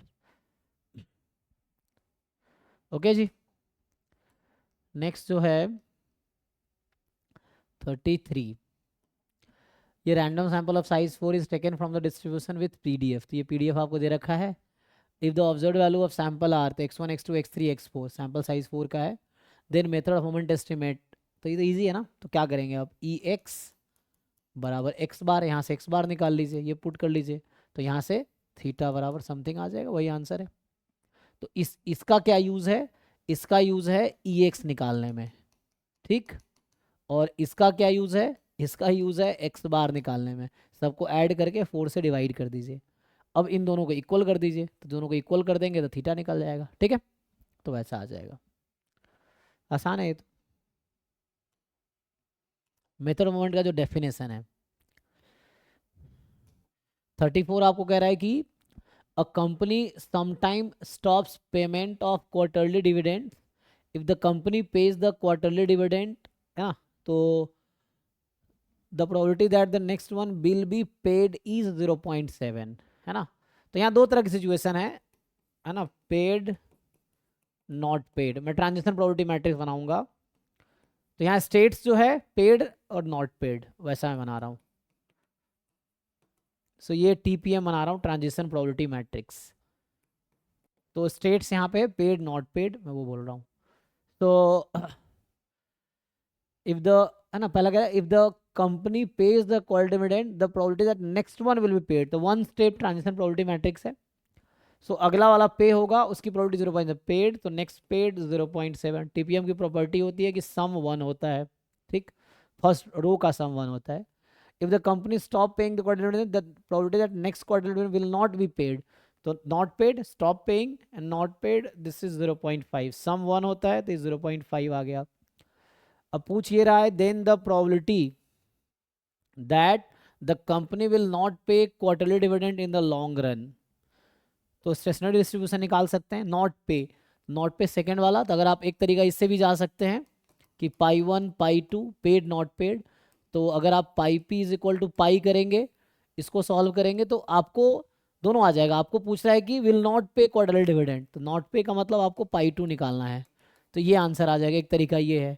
दूसरा आप डायरेक्ट फॉर्मूला भी हमने पढ़ा हुआ है ना, तो इससे निकालेंगे तो आ जाएगा, करके देखिए। और दूसरा तरीका है कि हमने इसका फॉर्मूला लिखा था, याद है, लॉन्ग रन प्रोबेबिलिटी पूछ रहा है ना आपसे, तो लॉन्ग रन का मतलब ये भी है कि limit n tends to infinity p की पावर n, ये कितना आएगा। तो अगर p हमारा, हमने फॉर्मूला देखा था कि p अगर ये अल्फा है, ये बीटा है, ये 1 माइनस अल्फा है और ये 1 माइनस बीटा है, सही था, अल्फा बीटा। तो क्या होता था यहाँ पे, beta upon alpha plus beta. हाँ, और यहाँ alpha upon alpha plus beta, ऐसे ही beta upon alpha plus beta, alpha upon alpha plus beta, ये p की पावर n आएगा। तो जो पाई आता है वो कोई एक रो ले लो आप, तो जो मैं कह रहा था वो ये आएगा, beta upon alpha plus beta, alpha upon alpha. तो आपको जो चाहिए ये चाहिए, ये पाई 2 है, तो जो पाई 2 निकल के आएगा वो आएगा alpha upon alpha plus beta, जो कि आपके क्वेश्चन का आंसर है। पुट कीजिए, अल्फा 0.3 है और बीटा 0.5 है, तो 0.3 अपॉन दोनों का सम, मतलब 3/8, चेक कर लीजिए, तो 3/8 आ जाएगा। तो ये इस क्वेश्चन का आंसर होगा 3/8। तो एक तरीका वो भी है, दूसरा तरीका ये है, दोनों तरीका बताया। ये तो थ्योरम लिखाया था उसको यूज़ किया, दूसरा तो वही तरीका है, उससे भी आंसर सेम आएगा। ओके जी, तो थ्योरीज क्लियर है, तो क्वेश्चन सब आसान है। नेक्स्ट है कि x1 x2 x8 with a random sample taken from distribution with PDF. ये पीडीएफ है, f8 with a empirical distribution function of sample, तो यहाँ साइज 8 है, तो यहाँ n की वैल्यू 8 है ना। और ये fnx है, empirical distribution function. Alpha is the variance of, alpha is the variance of f(2). तो मुझे कोई बताइए आप में से फॉर्मूला कि fnx का वेरिएंस क्या होता था, याद है? 1 upon n fnx 1 minus fnx। तो यहाँ से आ जाएगा fnx या fx, हाँ sir, fx fx into 1 minus fx ना। 1 माइनस fx। हाँ, क्योंकि हमने ये पढ़ा था कि n इंटू fnx जो होता है वो बाइनोमियल होता है, बाइनोमियल था ना जी, क्या था, यही था ना। तो यहाँ से निकालो वेरिएंस, तो क्या होगा npq, और फिर है ना, तो यहाँ से variance of N F N X, ये आ जाएगा एन पी क्यू, और एन बाहर आ गया एन स्क्वायर बन के, ठीक है, जो आपने बताया वही है, तो ये आ गया। अब आपको क्या करना है क्वेश्चन में, मतलब थ्योरम था वो जो लिख रहा हूँ, ये थ्योरम था कि N F N X has binomial distribution N comma F X, तो उससे मीन वेरिएंस आ जाएगा। सो वेरिएंस ऑफ आपको चाहिए F82, तो उसके अकॉर्डिंग पुट कर लो। एन, ये थ्योरम था, ये फॉर्मूला है, जो फर्स्ट लाइन लिखा दिस इज द फॉर्मूला, कैसे आया तो वो उसका पीछे का स्टोरी है। अब यहाँ से आप पुट कर लीजिए 1/8 CDF at 2 1 minus CDF at 2, तो पहले PDF दे रखा है तो आपको निकालना पड़ेगा CDF एट 2। दो ऑप्शन है, या तो आप 0 से 2 में इंटीग्रेट कर लीजिए x/8 को, तो इससे भी आ जाएगा, नहीं तो CDF निकाल के फिर 2 पुट करो, ठीक है। तो ये कर लोगे ना आप लोग, इजी है। इसका CDF निकालो, x को 2 रखो, वो यहाँ वैल्यू रख दो आप, तो आंसर आ जाएगा। कोई डाउट है किसी को? तो अभी तक जो किया है ना, जो 11 to 35 1 मार्क्स ईच था, 11 to 35।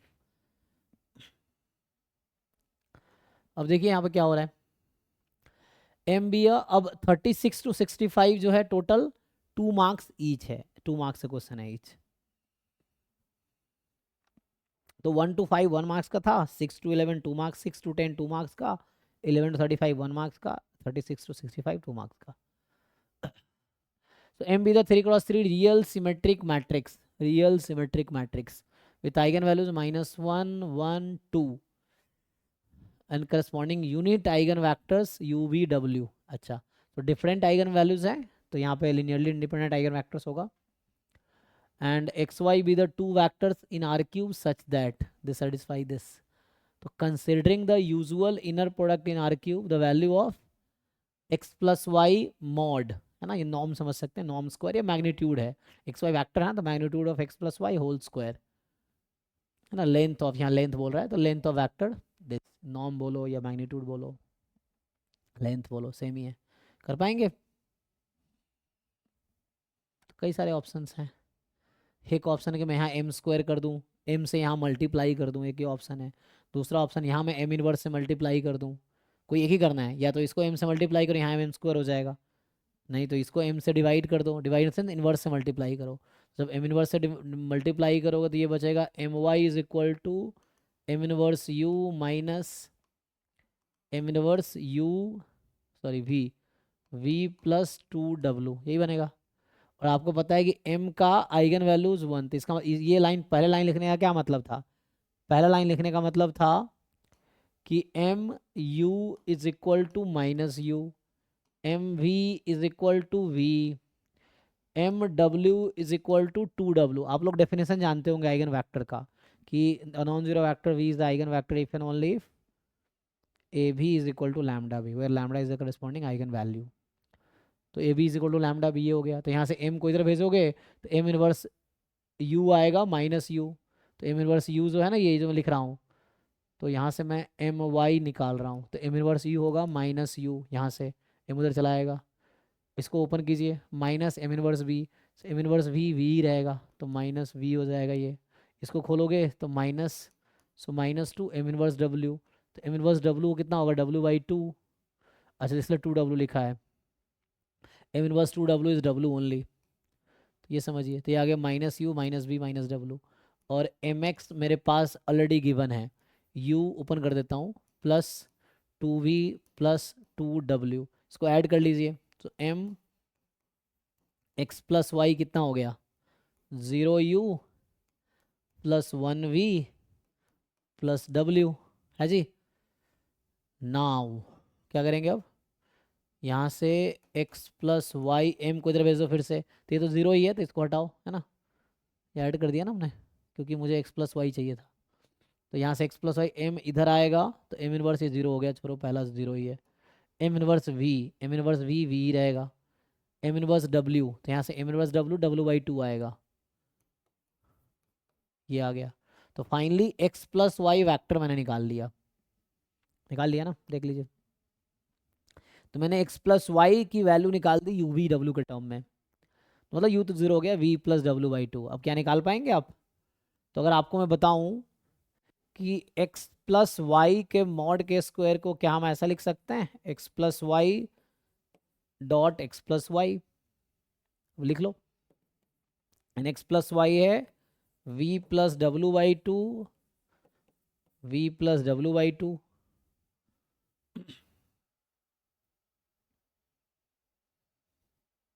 क्या आएगा जी यहाँ से, तो यहाँ से v dot V mod V square v dot W, ये क्या होगा v डॉट डब्ल्यू। आपको पता है कि every symmetric matrix is diagonalizable, ये थ्योरम है ना, रियल सिमेट्रिक मैट्रिक्स, ये तो लिखा है real symmetric matrix. So every real symmetric matrix is diagonalizable, और in fact real symmetric matrix is orthogonally diagonalizable. Means कि जो रियल सिमेट्रिक मैट्रिक्स है उसके जो आइगन वैक्टर्स हैं वो ऑर्थोगोनल, या उसके क्या बोलूँ मैं, हाँ, that will construct orthogonal matrix, लिखते हैं ना, P inverse A P is D। so if A is real symmetric matrix, that P matrix will be orthogonal matrix।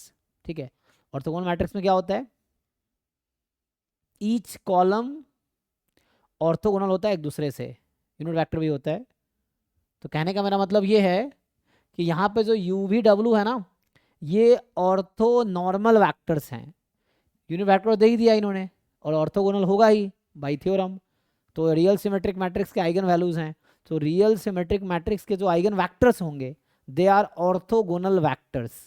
और यूनिट v स्क्वायर वेक्टर 1 हो जाएगा, हाँ, v स्क्वायर 1 हो जाएगा, तो क्या हो जाएगा ये, हाँ ये तो 1 हो जाएगा। इसको ओपन करेंगे तो v और w का 0 जीरो, 1 प्लस डब्ल्यू 0 भी जीरो, प्लस 0 सो प्लस 1/4 1/2। ये आ जाएगा, 2 है ना डब्ल्यू डब्ल्यू का, तो 1/2 बाहर कर लेंगे तो ये आ गया। और ये यूनिट वेक्टर है, v w सब यूनिट वेक्टर है, तो मैग्नीट्यूड 1 है, तो 1 स्क्वायर 1 प्लस 1/4 कितना हो गया, 5/4 आंसर होना चाहिए। देखिए बताइए 5/4 कितना होगा, 1.25। तो पूरा सॉल्व भी कर दिया मैंने, देख लो जी। किसी को डाउट है तो पूछिए।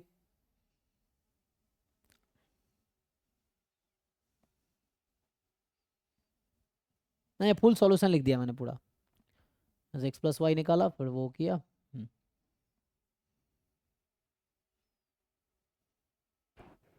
ओके, ये तो आसान है ना। सीरीज का क्वेश्चन है कि consider the following infinite series. तो यहाँ n है, n स्क्वायर है, तो ये कहीं ना कहीं 1/n जैसा बिहेव करेगा, है ना। लेकिन -1 की पावर n भी है, तो -1 की पावर n 1/n, तो ये जो ऑल्टरनेटिंग सीरीज टेस्ट है या लेब्निज टेस्ट है ऑफ ऑल्टरनेटिंग सीरीज, तो उसके हिसाब से ये कन्वर्जेंट होगा। तो ये कन्वर्जेंट है। ये क्या है, इसको आप पहले क्या बोलते हैं, कॉन्जुगेट से मल्टीप्लाई कर लीजिए। तो कॉन्जुगेट से मल्टीप्लाई करेंगे, so this series can be rewritten as a plus B minus B, conjugate से मल्टीप्लाई कर रहे हैं, ये हो जाएगा। और न्यूमरेटर में जब कॉन्जुगेट से मल्टीप्लाई होगा a² माइनस बी स्क्वायर, तो 1 बचेगा। अब ये भी √n² इज n, तो ये भी कहीं ना कहीं 1/n जैसा बिहेव करेगा। सो ये 1/n है, -1 की पावर n, तो अल्टरनेटिंग सीरीज टेस्ट से ये भी कन्वर्जेंट होगा, दोनों कन्वर्जेंट है। अच्छा, कंडीशनली बोल रहा है ना हमें, पहला मैं तो वो बताया हूँ, तो मतलब कन्वर्जेंट है दोनों। मैं कह रहा हूँ S1 and S2 are convergent, लेकिन ये सिर्फ कन्वर्जेंट नहीं पूछ रहा है, पूछ रहा है कौन सा कंडीशनली कन्वर्जेंट है।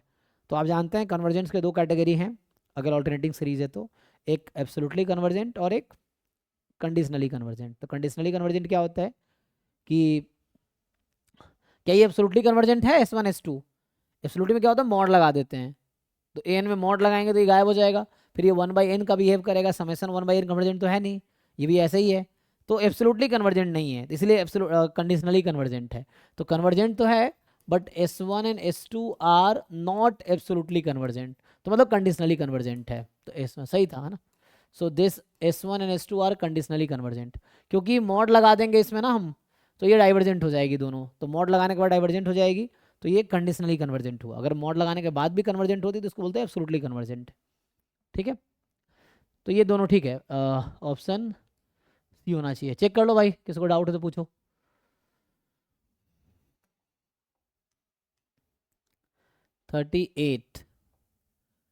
ये आपको वेक्टर दे रखा है, ये तो सिंपल फॉर्मूला है ना। तो this with the 4 independent observation from bivariate normal distribution and mean vector mu, covariance matrix sigma. Let mu hat and sigma hat be the MLE. तो MLE का अगर आपको फॉर्मूला पता है तो इजीली आ जाएगा। जैसे सिंपल यूनिवेरिएट में होता है एक्स बार MLE है म्यू का, और 1/n summation xi minus x bar whole square, ये जो होता है MLE होता है सिग्मा स्क्वायर का। तो वैसे यहाँ भी फॉर्मूला है, फॉर्मूला लगा लो, ठीक है ना। तो MLE का फॉर्मूला अगर आप याद है तो अलग से आप म्यू हैट कैलकुलेट कर लो, वैल्यू इधर मल्टीप्लाई कर दो, तो मैट्रिक्स ही तो है, ठीक है जी। सो ये जो मैट्रिक्स आ जाएगी, और कितने क्रॉस कितने का है, ये बाईवेरिएट है ना, बाईवेरिएट है, 2x2 होगा। सो ये 2x2 है, यहाँ पे आपका आ जाएगा 2x1, तो मल्टीप्लाई होकर एट द एंड 2x1 आएगा। तो जस्ट आप देखो कि MLE का क्या फॉर्मूला है वेरिएंस कोवेरिएंस मैट्रिक्स का, और म्यू का क्या है, उससे आ जाएगा, ठीक है ना। जस्ट फॉर्मूला पुट करना है डेटा आपको, डायरेक्ट फॉर्मूला बेस्ड क्वेश्चन है ये। 39 में क्या होगा देखिए, कि आपको यहाँ भी एक्स वेक्टर दे रखा है, ट्राई वेरिएट नॉर्मल डिस्ट्रीब्यूशन है ना। तो एक्स जो है 3 डायमेंशनल है, n3 म्यू सिग्मा पता है। Suppose that the partial correlation coefficient between x2 x3 keeping x1 fix is 5/7। तो इसका भी फॉर्मूला है, गुप्ता गौर में दे रखा है, वैन वेट जिन्होंने पढ़ाया होगा बताया होगा, याद है कि नहीं, लगा लीजिए, है ना। तो partial correlation coefficient between x2 x3 keeping x1 fixed is 5/7। तो जब ऐसा है तो यहाँ पे a अननोन है, तो उससे आपको a की वैल्यू निकल आएगी। इसका फॉर्मूला देख लो, गुप्ता गौर वाली बुक में भी है, और वैसे क्लास में लिखाया होगा सर ने, तो उससे सॉल्व कर लो, फॉर्मूला लगा कर इजीली आ जाएगा। कर पाएंगे? इसका सिंपल फॉर्मूला है जो क्लास में लिखाया होगा, फॉर्मूला यूज करके सॉल्व कर लो। यहाँ भी ये भी सिंपल है, इस क्लास 12th में इस तरह के क्वेश्चन थे, है ना, एरिया उरिया निकालने वाला, कि y बराबर अल्फा x एक लाइन है, अल्फा मोर देन √2 है, divide the area of the region. पहले ग्राफ बना लो, इसका आप ग्राफ बनाओ, फिर ग्राफ में वो लाइन बनाओ, फिर देखो ये कह रहा है कि ये जो लाइन है ना इस रीजन को 2 इक्वल पार्ट में डिवाइड करे, बताओ अल्फा क्या होगा। तो या तो दोनों साइड का एरिया इक्वल कर दो, या बेटर है कि हाँ एक साइड का एरिया लो, उसका 2 टाइम करो, टोटल एरिया के इक्वल कर दो, तो उससे निकल के आ जाएगी। तो पहले आप इसका ग्राफ बनाओ, फिर उसका ग्राफ बनाओ, तो total area is equal to 2 time किसी एक साइड का एरिया ले लेना, उससे आ जाएगा। इसके लिए सॉल्व करना पड़ेगा, यहाँ सॉल्व करोगे तभी एग्जाम में होगा, तो उसके लिए सॉल्व करके देखना पड़ेगा आपको। 3 वेरिएट मतलब 3 रैंडम वेरिएबल का ज्वाइंट PDF दे रखा है आपको। पूछ क्या रहा है, which of the following points is the regression surface of x on y/z। जैसे आप जानते हो regression line x on y, तो वो होता है E of x given y is y, regression line y on x, तो दिस। अभी बोला रिग्रेशन सरफेस, सरफेस क्यों बोल रहा है, क्योंकि यहाँ 3 वेरिएबल है, लाइन बोलते हैं क्योंकि यहाँ x है ना y के टर्म में आता है, तो यहाँ yz के रेस्पेक्ट में x की वैल्यू आएगी, मतलब उसकी इक्वेशन आएगी, प्लेन की इक्वेशन आएगी। तो ये यहाँ चाहिए यहाँ जो आंसर पूछ रहा है आपसे कि एक्सपेक्टेशन ऑफ x गिवन, मान लो y is equal to y, z is equal to z, ये निकाल लो, निकाल पाओगे तो ये आ जाएगा। अच्छा, तो ये कुछ इक्वेशन आएगी, तो ये क्या आएगी, पहले आप ये कैलकुलेट कर दो, यहाँ से कुछ ऐसा आ जाएगा। ये तो x ही होता है ना, जैसे हम लोग x ही तो लिखते हैं इसको, x इज इक्वल टू यहाँ पे कोई फंक्शन ऑफ y आता है, ये भी फंक्शन ऑफ, ये y is equal to function of z आता है, जब इक्वेशन लिखते हैं आप उस तरह से। तो यहाँ पे क्या होगा, ये जब निकालोगे तो x इज इक्वल टू आएगा, मैंने कहा ना expectation of x given y is equal to y, z is equal to z, तो ये कुछ ऐसा होगा, x is equal to some function of y z, ऐसा आ जाएगा। अब आपको ईच ऑप्शन को पुट करके देखना है इसमें कि कौन सी ऑप्शन इसको सेटिस्फाई कर रही है। तो जो भी इस इक्वेशन को ना, जो भी पॉइंट सेटिस्फाई करेगा that is on that surface. तो ये सरफेस की इक्वेशन आएगी ना, क्योंकि x आएगी yz के टर्म में, तो उससे आ जाएगा आपका आंसर। सो फाइनली आपको फाइंड करना है expectation of x given yz, तो उसके लिए आपको निकालना पड़ेगा, क्या निकालना पड़ेगा, expectation of x given y z, तो इसका होगा integration x into PDF of x given y z, ये आपको करना है, ठीक है। और जो भी आएगा x is equal to something, तो इसको आप रिग्रेशन लाइन के लिए x लेके चलो, इससे आ जाएगा। 42। सो इसमें जो है एक तो ऑप्शन वाला अप्रोच है ना जो हमने डिस्कस किया था, सोचो इसको ट्राई करो। एक मिनट में आता हूँ ना, इसको ट्राई करो जब तक आप लोग, देखो क्या होगा।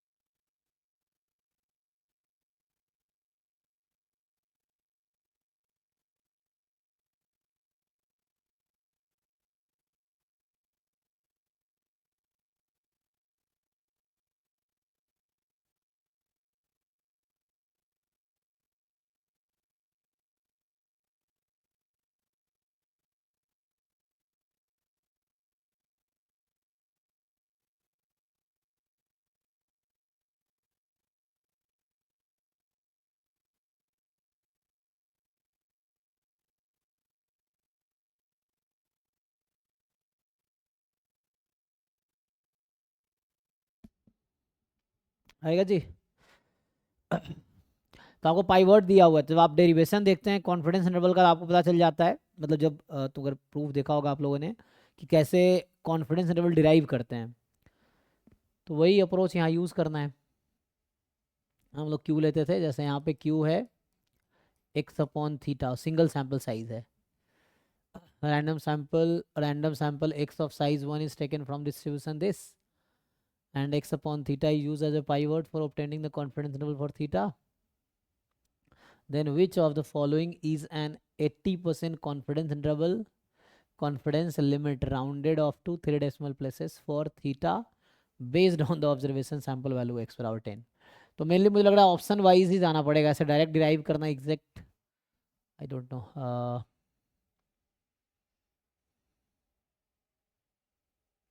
क्योंकि वैसे डिस्ट्रीब्यूशन तो हम निकाल ही पाएंगे, लेकिन उससे पॉइंट कैसे डिसाइड होगा कि कहाँ से कहाँ तक लेंगे, क्योंकि जो कॉन्फिडेंस 80% कॉन्फिडेंस इंटरवल यूनिक नहीं होगा।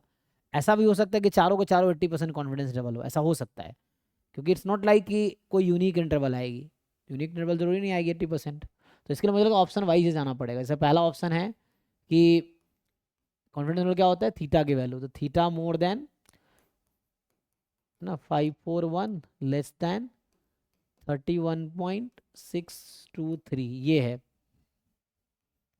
ये थीटा है। अब मैं x से अगर डिवाइड कर दूँ तो x की ऑब्जर्व वैल्यू 10 दे रखी थी, यहाँ मैं थीटा अपॉन x लिख रहा हूँ, लेकिन बाकी जगह मैं डिवाइड करता हूँ ऑब्जर्व वैल्यू से।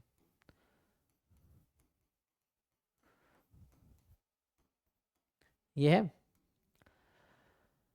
तो इसको रेसिप्रोकल कर देंगे तो कुछ आएगा, तो इसका रेसिप्रोकल कर दीजिए, क्योंकि ये 1 अपॉन क्यू है, थीटा अपॉन है क्यू, तो हमारा क्यू मतलब पाइवट क्वांटिटी को मैं क्यू बोल रहा हूँ।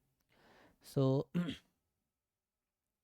से 1 अपॉन क्यू है, इसे निकाल लीजिए, एंड एक्स अपॉन क्यू का डिस्ट्रीब्यूशन देख लो क्या होगा, एक्स अपॉन थीटा का डिस्ट्रीब्यूशन ना, तो यहाँ से अगर आप एक्स अपॉन थीटा मान लो, जैसे मैं क्यू बोल रहा हूँ, लेट्स से वाई बोल देता हूँ, वाई पाइवट क्वांटिटी वाई है मेरा, तो वाई का जो पीडीएफ निकल के आएगा ना, तो PDF of y will be x upon theta को आप रख दोगे वाई, फिर 1 अपॉन थीटा चला जाएगा डी में, सो 2y आ जाएगा 0। अब यहाँ पे x को रखोगे, एक्स अपॉन थीटा होगा 0 से 1, तो y होगा 0 से 1, चेक कर लीजिए, तो ये बीटा में आ जाएगा ना, ये y का डिस्ट्रीब्यूशन आ गया।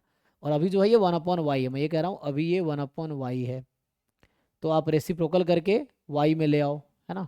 तो इसको फर्दर सिंप्लीफाई करोगे, इसके आगे मैं बोल रहा हूँ, तो इसके आगे क्या होगा, probability y more than something less than something आएगा, इसको जब आप रेसिप्रोकल करोगे तो कोई नंबर्स आएगा। अब ये प्रोबेबिलिटी निकालो, ये यहाँ से यहाँ तक जो भी लिमिट है वहाँ से वहाँ तक y के पीडीएफ में, और अगर ये 80% आ गया तो ये करेक्ट आंसर है, ठीक है। तो मतलब अगर ये सॉल्व करके मान लो 80% ही आ गया, तो इसका मतलब ये जो इंटरवल था ये 80% कॉन्फिडेंस इंटरवल है, इस तरह से। लेकिन ये लेंदी अप्रोच है ना, कोई दूसरा शॉर्टकट अप्रोच होगा जो कि शायद मुझे आता नहीं है। तो क्योंकि ये ना ईच ऑप्शन को चेक करना इज अ लेंदी टास्क, तो शॉर्टकट क्या हो सकता है, चलो इसमें देखते हैं। तो यहाँ से हमें ये समझ आता है कि जो y है ये तो बीटा है, बीटा फर्स्ट काइंड, कितना 2,1, यही ना। और बीटा क्या है, एफ डिस्ट्रीब्यूशन में जा सकता है, बीटा फर्स्ट काइंड को एफ डिस्ट्रीब्यूशन में लिख सकते हैं ना, तो शायद एफ डिस्ट्रीब्यूशन में लिख सकते हैं। एंड नाउ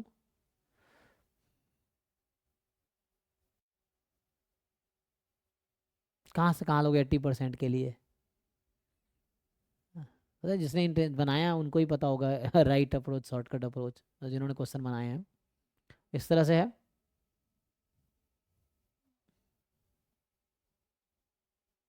नहीं भी एक अप्रोच यही है जो मुझे यही समझ आता है, बाकी आप करके देखो, हो सकता है और अप्रोच हो। इस पे आते हैं 43 पे। तो आपको ये चेक करना है कि ये ट्रू है कि फॉल्स है, ठीक है ना। तो 43 में आपको 3 स्टेटमेंट दे रखा है और ये डिसाइड करना है कि ट्रू है कि फॉल्स है ये स्टेटमेंट। चेक कीजिए आप लोग।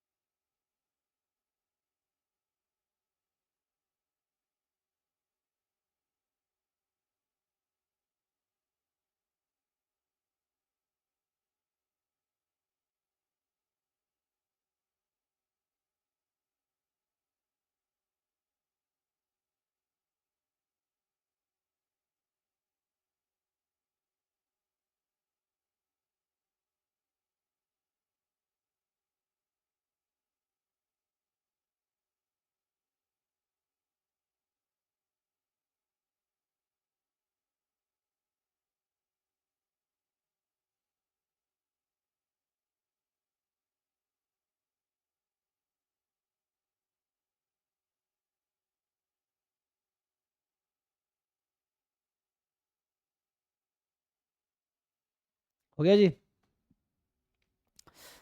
है ना। इसमें मेनली क्या होता है, आपको डिसाइड करना है इन तीनों में कौन कौन सा ट्रू है। तो x1 x2 xn random sample है, नॉर्मल विथ मीन, है ना। तो xi है नॉर्मल 0, थीटा, तो xi अपॉन रूट थीटा करें जी, ये है नॉर्मल 0, 1, ठीक है। तो यहाँ से xi square upon theta is chi square 1, यहाँ तक ठीक है। ओके, तो पहले तो मुझे क्या करना होगा, इसको थीटा से डिवाइड करना होगा, न्यूमरेटर और डिनोमिनेटर को। तो इससे क्या समझ आएगा आपको, तो इससे ये होगा कि जो k है, ध्यान दो, ये बनेगा काई स्क्वायर 2 और ये बनेगा हाँ, अब यहाँ दिक्कत क्या है कि न्यूमरेटर डिनोमिनेटर इंडिपेंडेंट नहीं है ना, इंडिपेंडेंट नहीं है ना। तो जब इंडिपेंडेंट नहीं है तो आप ऐसा नहीं कि chi square 2 chi square 7 divide कर दिया, एफ डिस्ट्रीब्यूशन बना दिया।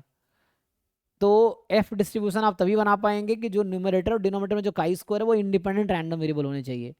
लेकिन यहाँ x1 स्क्वायर x2 स्क्वायर और ये इंडिपेंडेंट नहीं होगा, न्यूमरेटर डिनोमिनेटर इंडिपेंडेंट नहीं होगा क्योंकि यहाँ वो इन्वॉल्व है ना, तो इंडिपेंडेंट नहीं है। तो यहाँ पे ये वाला अप्रोच है chi square 2 chi square 2 chi square 5, ये है ना जी। So x upon x plus y type, तो ये गामा हो गया, कहने का मतलब ये गामा गामा गामा तीनों। So it is something like x upon x plus y type. x क्या है, तो x काई स्क्वायर 2 मतलब गामा, क्या लिखना चाहोगे, काई स्क्वायर n क्या होता है, n/2 1/2, चलो वही लिख देता हूँ अभी, n/2 1/2। तो वैसे ही गामा, तो n यहाँ 2 है, 2/2 मतलब 1 हो गया, गामा 1 1/2 1 1/2, ये गामा 5/2 1/2।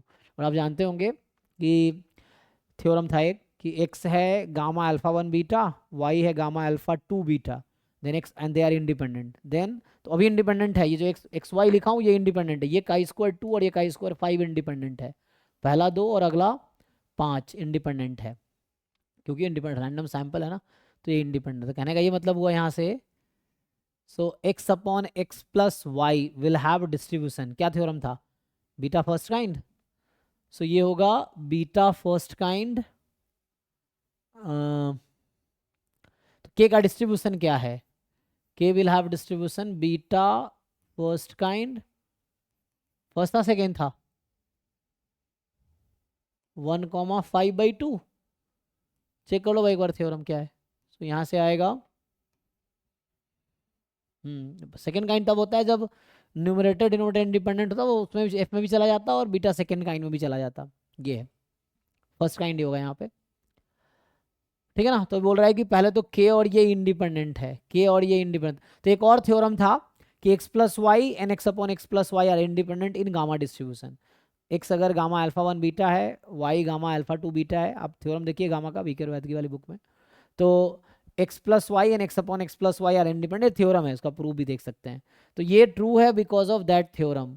ये एफ में जा रहा है, ये फॉल्स है, एफ में नहीं जाएगा, ठीक है ना, क्योंकि न्यूमरेटर डिनोमिनेटर इंडिपेंडेंट। एफ में क्यों लिख रहा है ये, chi square 2 upon chi square 7, chi square 2 upon 2, chi square 7 upon 7, तो 7 अपॉन 2 बाहर आ जाएगा जैसे यहाँ पे आया हुआ है, और एफ 2 7। लेकिन ऐसा तब होता है जब न्यूमरेटर डिनोमिनेटर इंडिपेंडेंट हो, इंडिपेंडेंट है नहीं, तो इसलिए फॉल्स है। अब ई ऑफ के स्क्वायर 8/3 है, तो यहाँ से के का डिस्ट्रीब्यूशन आ चुका है, तो क्या यहाँ से आप ई ऑफ के निकाल पाएंगे, वेरिएंस ऑफ के निकाल पाएंगे। बीटा 1,5/2 का मीन निकालो, क्या होता था बीटा में, alpha upon alpha plus beta, mean variance alpha beta upon alpha plus beta, क्या था whole square into alpha plus beta -1, ऐसा कुछ, या +1 शायद। तो उससे निकाल लो मीन वेरिएंस निकाल के, ई के स्क्वायर देख लो, शायद ये ट्रू आता है, चेक कर लेना एक बारी, ठीक है। तो बीटा 1,5/2 में मीन वेरिएंस निकालो, मीन वेरिएंस के हेल्प से ई के स्क्वायर आ जाएगा, तो ये थर्ड वाला ट्रू आ जाएगा, ठीक है। तो आई थिंक आज यहीं स्टॉप करते हैं, कल मैं यहाँ से कंटिन्यू करता हूँ 44 से। तो कल तो क्लास मेरी होगी नहीं, तो ठीक है ना, कल फिर मैं घर जाऊँगा, तो मैं आऊँगा मंडे को, देखते हैं घर से अगर पॉसिबल होगा, ऐसे होगा नहीं क्योंकि कल ना मैं बस में रहूँगा, परसों वापस पूजा नहीं होगा ना, मंडे के बाद ही क्लास होगी, मंडे को ही क्लास हो सकती है मेरी, तो मंडे को हम यहाँ से कंटिन्यू करेंगे। बीच में योगेश सर को मैंने बोला कुछ क्लास वो नेट का लेंगे, तो वो देखते हैं, क्योंकि मुझे थोड़ा सा नेट के लिए ना अभी थोड़ा मेरा लाइफ में बहुत कियोस्क चल रहा है, क्योंकि मैं जॉब शिफ्ट कर रहा हूँ, तो और बहुत कुछ है अभी चल रहा है लाइफ में ना, तो थोड़ा सा